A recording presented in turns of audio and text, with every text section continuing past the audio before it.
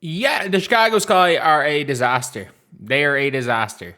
More of a disaster than the USA look after 25 minutes against Belgium, where, I mean, they're lucky to be only 1-0 down. But I gotta be very real here. These Sky are. We all knew that they were a disaster, but like, this is. At least the Indiana Fever, when they drafted Caitlin Clark, tried to get their shit together. At least they started taking it seriously. Did they make a lot of wrong decisions along the way? Yeah. Have they potentially fucked themselves up for the future? Yeah. But the Sky have fucked themselves up for the present and the future. They're terrible now. They have no future. They have no real picks. They don't even have their pick. They don't even control their pick the next 2 years. They gave up their 2028 pick when, by the way, they're going to be terrible for JC Sheldon. And look, it all seemed great when they were 3-1 with Rakia Jackson, but oh dear Lord, it's been bad since then. Skylar Diggins coming out with a statement. I've been putting my body on the line all year for this team. I've done everything that's been asked of me. I've been great professionally. That's the decision that's made. I got to live with that about coming to the bench. And by the way, if you guys, like, she recorded on a fucking Ring doorbell. Like, this is like 126, or what's it? One whatever P. It's below 240p. 120p, is it? I don't know. But like, and this is the scary thing is when you're paying these old players. Not only that, the Chicago Sky, a big reason why they hosted the All-Star weekend was that they could show off, look, we're a serious franchise. We have this new practice facility. Like, oh yeah, look, we're not Chicago Sky of old. We're a serious franchise. Yeah, it's not going to be done. Sky are shuffling practice venues. They are literally shuffling between practice venues. They don't even have their old spot that they used to have in the rec center because they thought they would already be in. It says, as the delays continue, it's also unclear whether the building will be ready for All-Star Weekend. Obviously, it won't be. If they're not in there already, it's obviously not going to be ready in 2 weeks. All-Star Weekend is in 2 fucking weeks, lads. 60 million spent, need 25 plus years to get it back. And is this real? Maybe AI, okay. Let's say, I was like, if that's real, that would be kind of crazy mid-season, but still. Look, if we're being honest here, this organization is a disaster. It is a disaster from top to bottom. Unironically, the only one of the main positive things they have is the 38-year-old, whatever age she is, Courtney Vandersloot, still looks pretty good. I can't believe that is, we're talking about that as one of the positives. As one of the positives is that Sloot is pretty good. Like, how is employing a near 38-year-old, whatever age she is, Sloot off an ACL tear, one of the positives? Like, that is mental. That is absolutely mental. But it's factually correct. And America scored a goal. I spoke way too soon. They've been dominated. They got a chance. They score. Fair fucks to them. But yeah, like, I don't even know what way to describe this. They've got no practice facility. Your marquee free agent signing clearly does not want to be there. And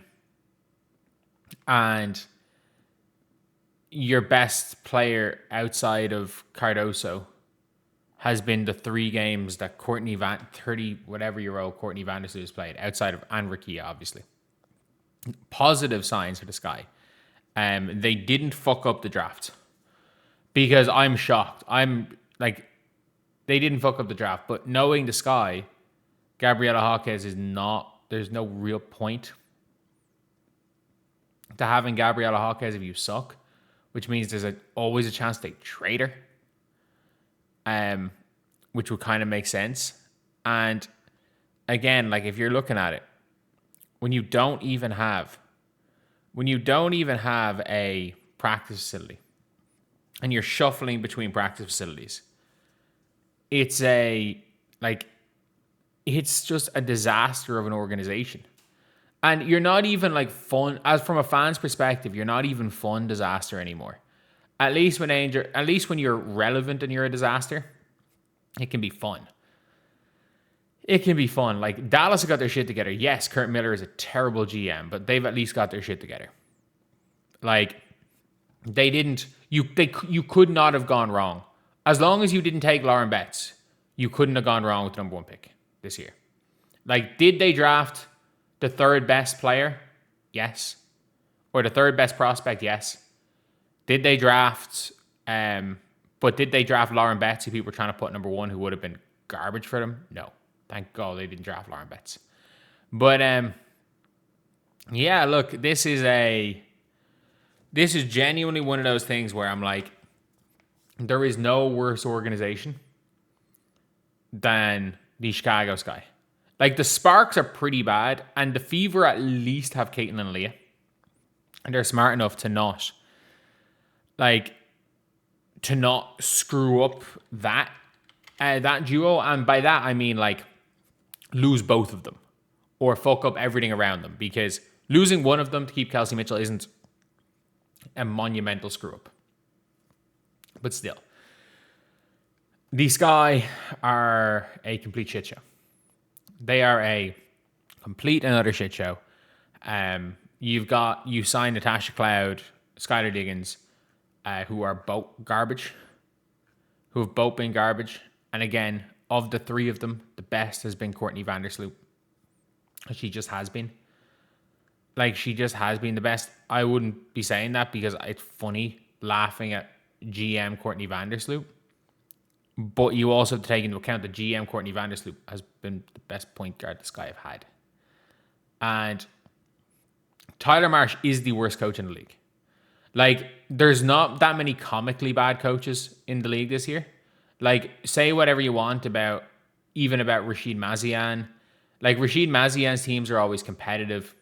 He just doesn't have the firepower. He doesn't have the manpower to be good.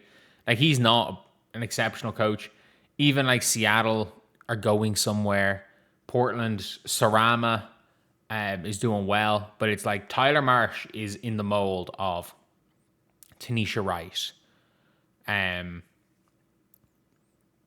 Teresa Weatherspoon, fucking Christy Sides, Chris Koklanes, where you just laugh at how bad these coaches are.